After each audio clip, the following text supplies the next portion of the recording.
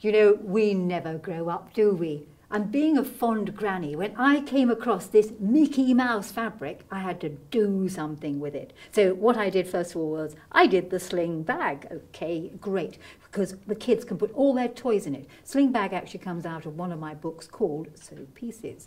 So sling bag, you can sling it over your shoulder. And then we did cushions, using the octagon, one cushion here and one cushion there.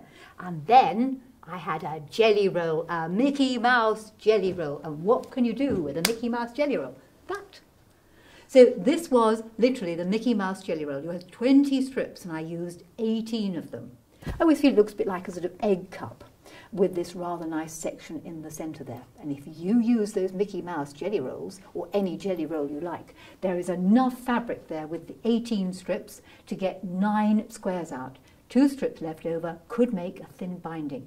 So there you go, girls and boys, let's have a bit of Mickey Mouse in our lives.